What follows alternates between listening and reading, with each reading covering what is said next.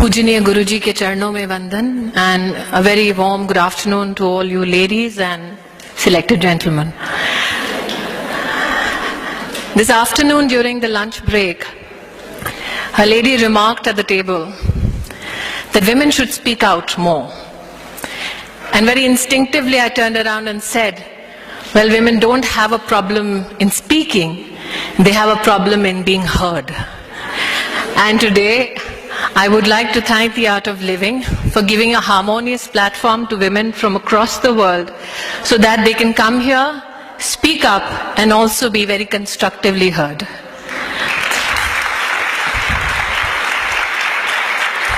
I had two very senior, experienced ladies give the world view with regards to global connect and conflict. While I was listening to one of the pioneers in the women's movement in Europe, I heard her talk about nations in pursuit of protecting national identities. I heard Ms. Anderson quote Mahatma Gandhi.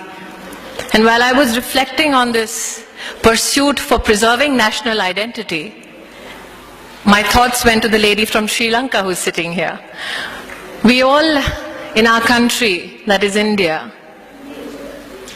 absorb and follow a lot of values from so-called epics like Ramayana. And in Ramayana, when Prabhu Ram had been victorious over Ravan and he was leaving back for home, he was told by Vibhishan that Lord Ram, now that you are victorious, you can stake a claim to the golden city of Lanka. And at that time, Lord Ram turned around and said, Janani Janma Bhumishcha Swargadapi Gariyasi, that my motherland, my mother, is so beautiful that she is greater than all the heavens that human beings seek to achieve. It is because India as a culture has infused the feminine virtue in pursuit of a strong nation that we serve as individuals not only a national cause but also the cause of humanity. India as a nation, as a culture, has defined for the world Vasudhaiva Kutumbakam, which means the world is one family. India has been blessed by Gita, wherein Lord Krishna said that if you walk on the path of dharma, if you absorb, if you follow the path of righteousness, then you not only emerge as a true leader, you also serve and bring about a stronger nation and a stronger universe, a stronger world. And it's interesting that today, in this very nation, through this very platform, we talk about globally connecting, we talk about leadership that helps us connect. Ms. Anderson spoke about conflict, which is one of the worrying factors when people converge on a global platform and talk about nation building, national interests, and interests of humanity. Well, to downsize it a bit, Ms. Anderson, I have forever been in conflict with a lady called Rita Bahuguna Joshi, who belongs to a political ideology not similar to mine. But when I walked in, she embraced me warmly. And with a wink and a smile, she said, I embrace you not because you're BJP, I embrace you because you're a woman.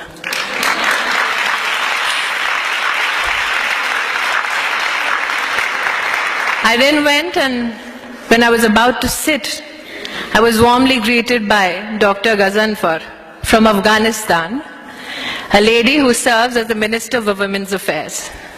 We don't know each other's language, but we all knew just one thing, that we culturally connected, and especially so because we are both women in the field of politics.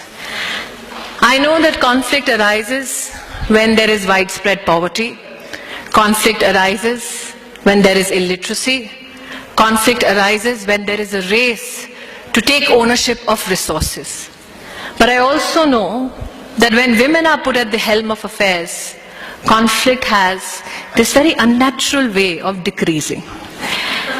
In 1996, a study was put out by Mr. Subba Rao and L. Rainey, which said that if a nation, and 72 countries were a part of this study, that if nations in 1975 had invested in women's higher education, then in 1985, those nations would have seen a decline in infant deaths by 68%.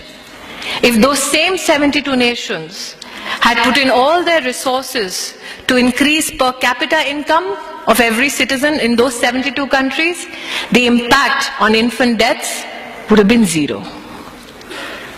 Today, when I stand here as a woman, I'm of the opinion that if you truly want to globally connect on issues of humanity, if you truly want to reduce conflict, then one of the first steps that we as a nation, we as a world need to make is to empower women. I was speaking to Gauri ji, who has invited me to this conference, and I told her that when people ask me to define women leaders, I tell them that a leader is someone who takes you where you want to be, but a female leader is someone who takes you where you ought to be.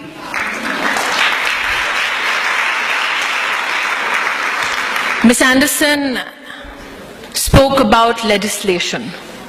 As a parliamentarian in India, we've had quite a few challenges in the past 1.5 years with regards to women's security.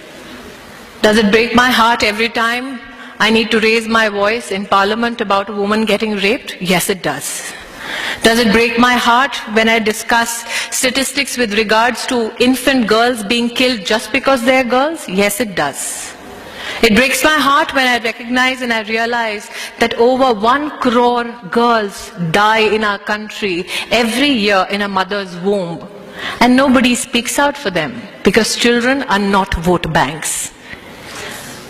But at the same time, I wonder, is legislation enough?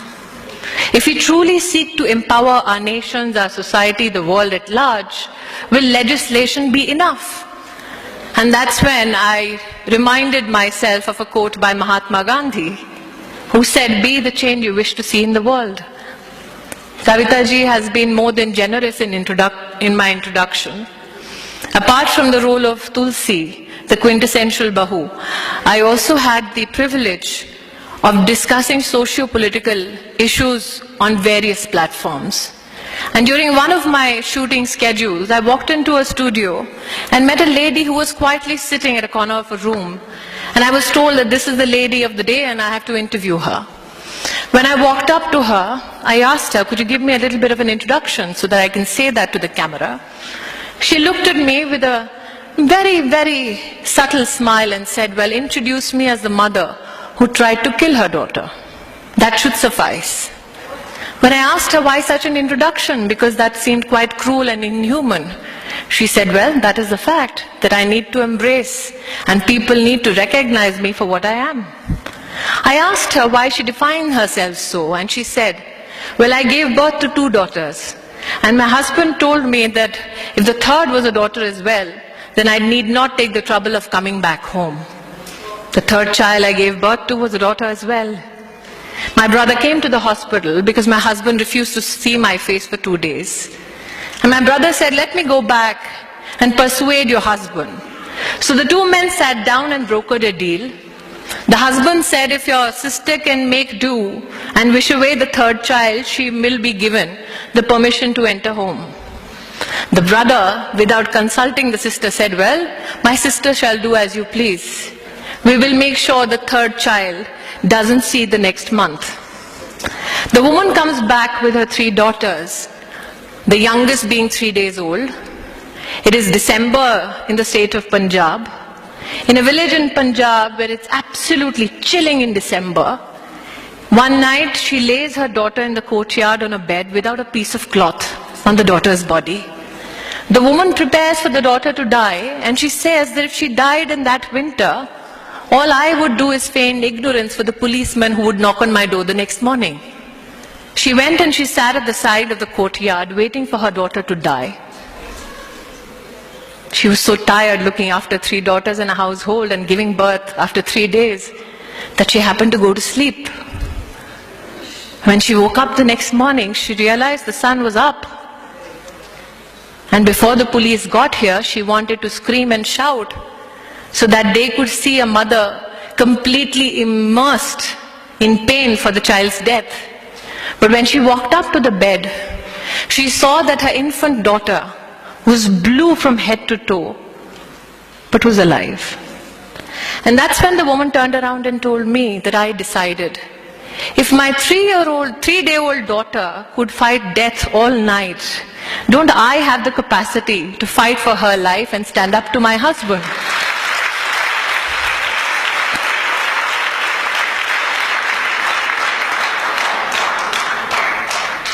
Kautilya in Arthashastra had said, for a good leader, it is not enough to exercise control or be victorious over external forces and enemies.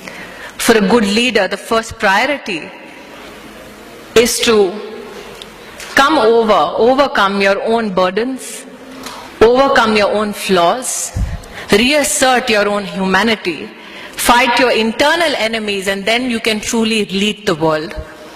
I feel for the globe to connect, for nations to be empowered, it is extremely essential for the women in that country to be educated, to be employed, to be treated as human beings, as Ms. Anderson said.